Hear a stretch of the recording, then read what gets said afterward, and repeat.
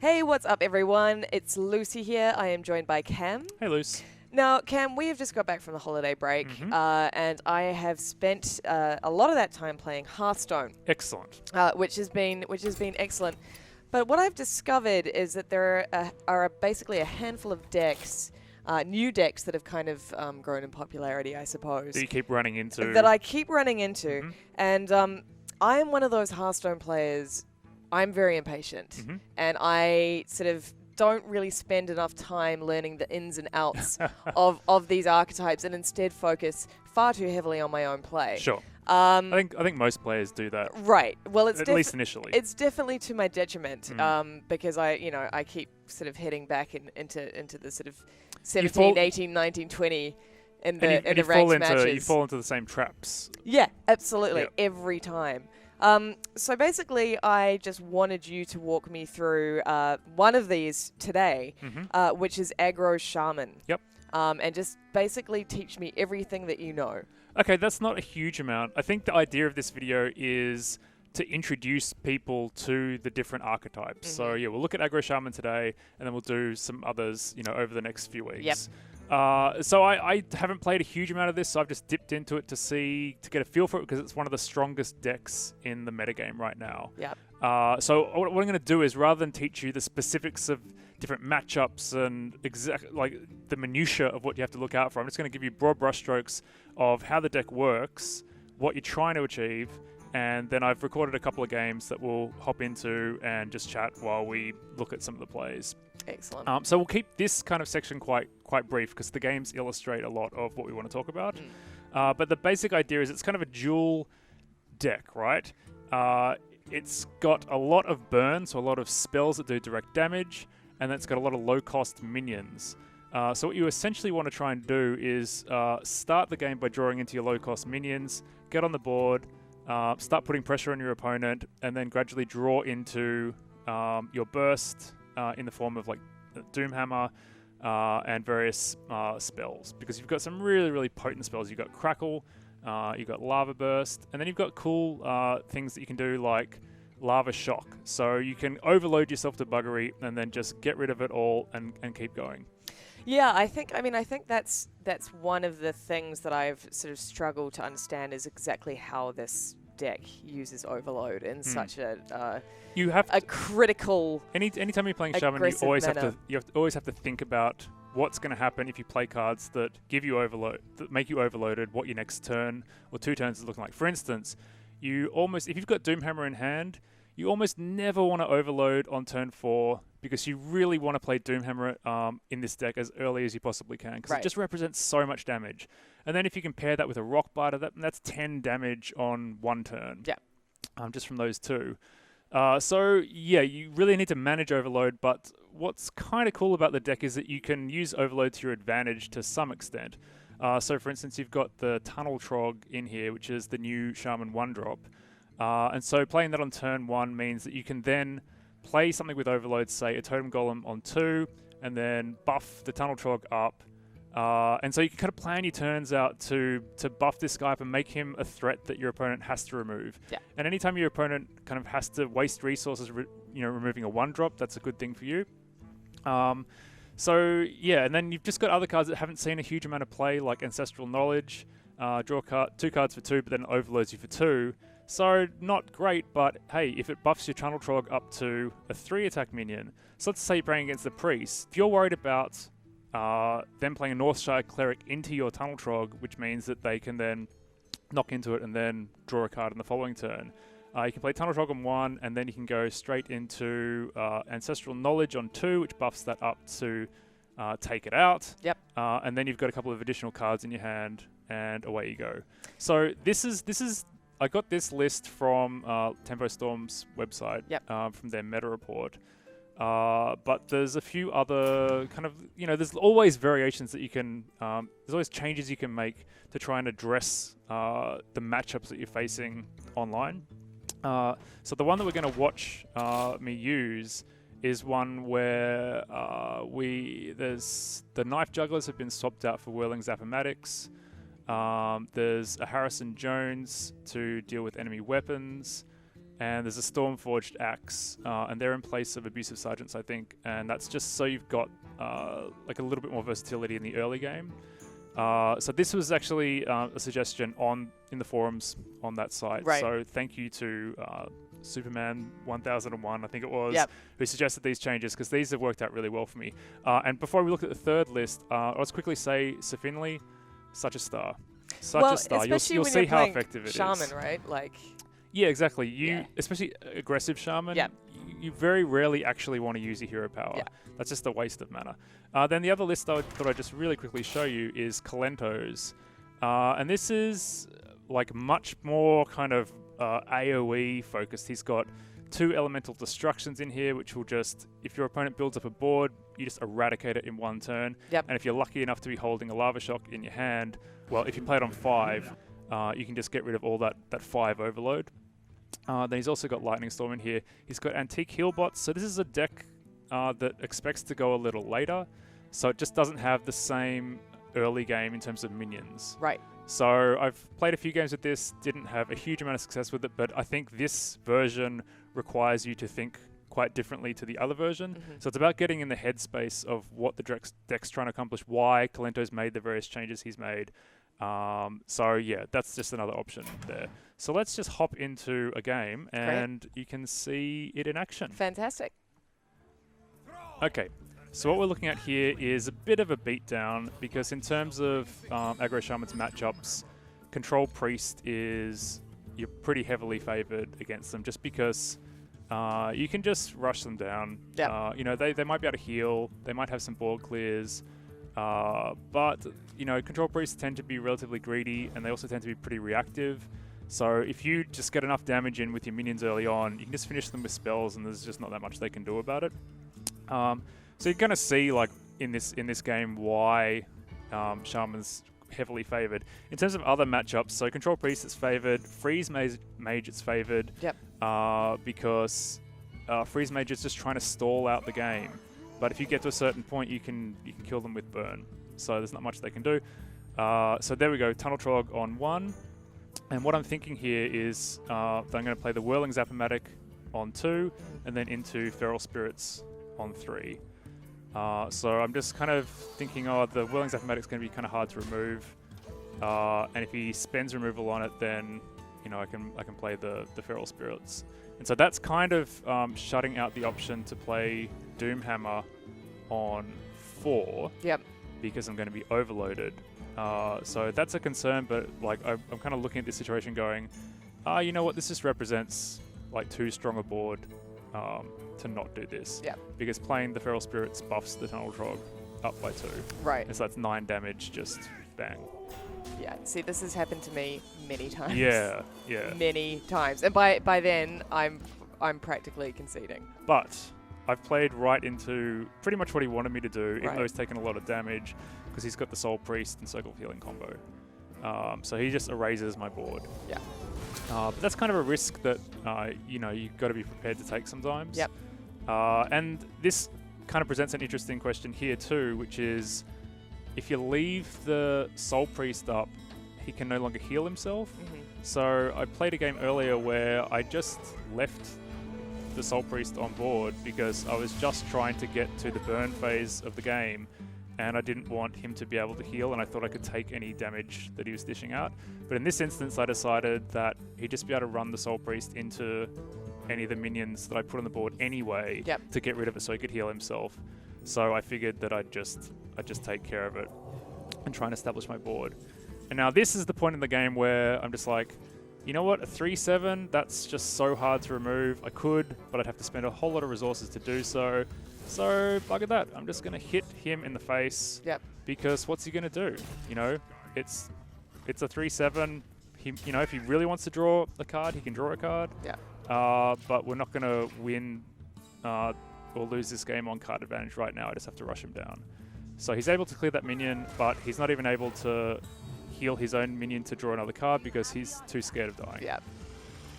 And then, you know, we see Elise come out, so it's obviously a pretty greedy priest because he's expecting to go into the long game. Yeah, which he's really not. Which he's really not. Yeah. So at this point, he's got 15 health. I decide to draw a couple of extra cards to see what I can pick up. because I don't really have a great turn. And then Sir Finley. Here we go. Yep. This card is so good in this deck. Because if you get offered the Hunter hero power, Yep. it's just perfect. Yeah. Because by the time, you don't necessarily even want to play him on turn 1. You can play him in the mid game. But once you start running out of cards a little bit, you've just got 2 damage. Just constantly. Just every turn. Yep. So it's just fantastic in the late game. And so now he's really, really on a clock. Because I've got a Crackle in my hand and I've got a Lava Burst. So it's minimum 8 damage in my hand. Plus 4 from Doomhammer. So yeah. He's put up a Taunt, which is obviously going to stop the Doomhammer. And now, so I've got guaranteed 8 damage, but if I roll high on the Crackle, I can kill it. Right. So I just decided to take the chance and do 6 damage, and he's gone. That's a thing of beauty. So if that hadn't worked out, that was definitely the riskier option, but I kind of felt like I was in enough control and I could draw into the damage I needed, and I had the hero power as well. So just quickly, what I was saying before was, so you're favored against Freeze Mage, you're generally favored against Paladin, which is what we're looking at here, Secret and mid-range. You're favored against Oil Rogue and Malagos Warlock. Yep.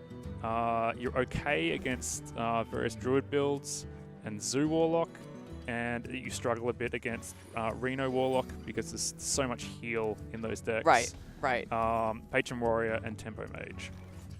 So that's the general thinking about where this deck sits in relation to the other decks that are popular at the moment. Okay, so who are we playing right now? Which build are we playing here? I think we're playing against a mid-range Paladin. Right. Which is my usual style. And this is where the Stormforged Axe inclusion comes in. Yeah. Because it allows me to just actually remove the minion. So he can't buff it, so he can't do anything tricky with it, and just do 6 damage. Yep. So I'm just really trying to protect my, Wind Fury minion. And then he Aldors it, which is kind of a cheap use of Aldor, but he probably knows I don't have anything particularly big in the deck. So now I just decide to just remove it. Yeah. Hit him in the face with 1, and then get rid of it, and then I can play my Totem Golem. And again, it's like a threat that has to be answered. Yeah. So he could play a True Silver here, which would deal with it pretty cleanly, but instead he musters, and I'm sitting with a Lightning Storm in my hand. Yep. So I'm kind of debating right now whether I want to be greedy and trying to get a bit more value out of the Lightning Storm, and maybe play like another Totem Golem or something along those lines. But I decided it's just too simple to clear the board. Yep.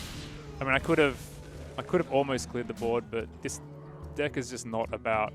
It's not really about clearing the board. Right. It's really about evaluating when you should hit them in the face versus trying to clear the board. And so he's heal botted. So now I'm starting to get a bit worried because he's back up to 28. But we'll see how it pans out. So what would you do in this situation, Lucy? God, you can't ask me that. I'm still not quite familiar. So I've got another Totem Golem in hand. Yep. I've got a couple of burn spells. I can draw cards. Well, see, I was going to say another Totem Golem. Yep. Yeah. Yep. You just want to build your board because this is the phase of the game where you're just trying to build your board. Yeah. So I've decided not to swing with the axe and just hope that he has to spend his resources trying to remove my minions while I kind of hit him. So that's what he's doing. He takes 3 more face damage, and then he trades his Antique Heal Bot in, and then piloted Sky Golem, which is a pretty threatening minion, but thankfully I've got an Earthshock. Yep. So that allows me to, deal with it pretty effectively, and kind of keep building my board. So I can get another Whirling Zapamatic out, and yeah, just keep trying to pressure him basically.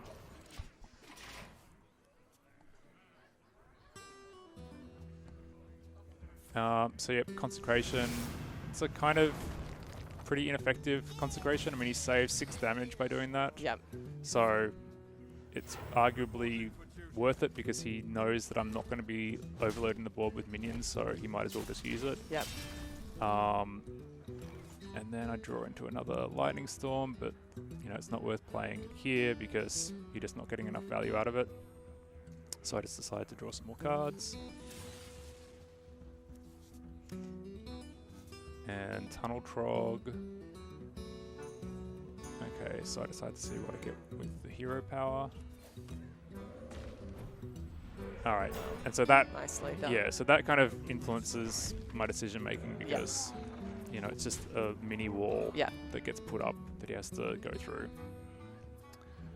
So he can't just instantly trade the Zombie Chow for my Totem Golem. And I decide to use the last charge of my weapon just in case I pick up Doomhammer. Yep. So that way I can just play it and attack with it instantly.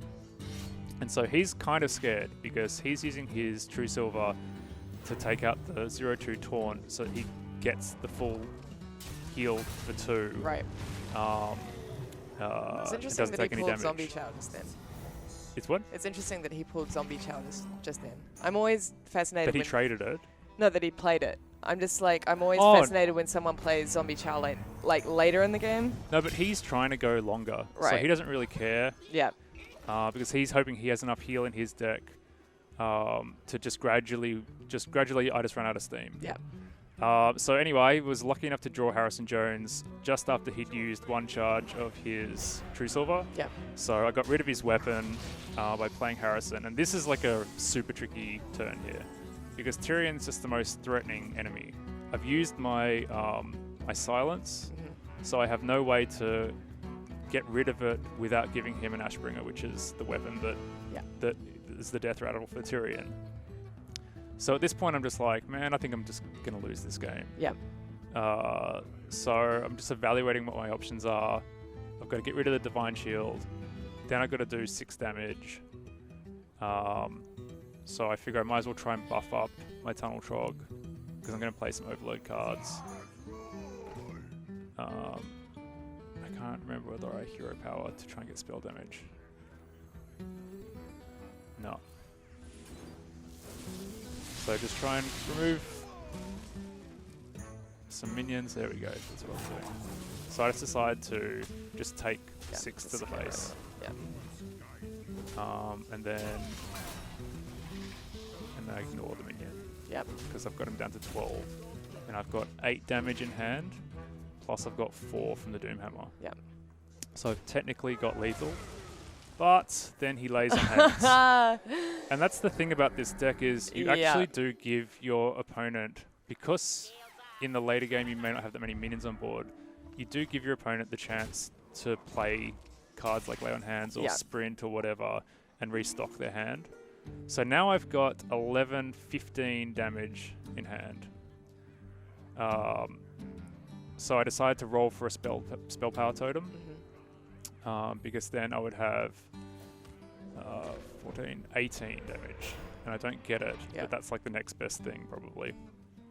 So I think I just decided to hit him in the face and then pass. Yeah.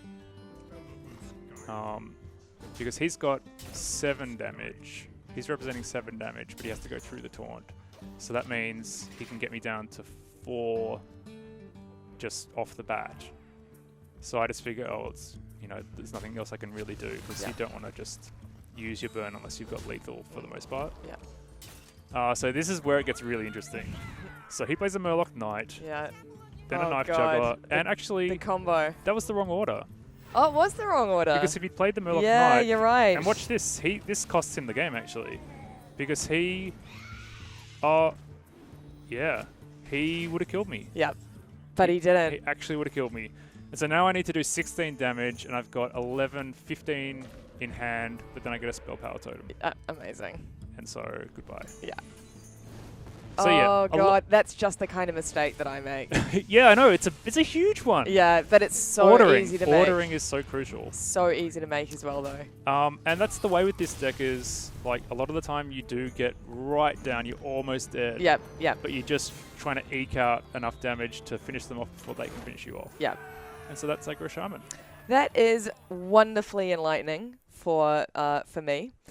So thank you very much, Cam. My pleasure, Lucy. And I'm really looking forward to hearing about the next ones as well. I think it's going to be fun. Yeah, because I've been having some troubles. So this is great. Thank you, everyone, for tuning in. For everything else Hearthstone, stick with IGN. Bye. Bye.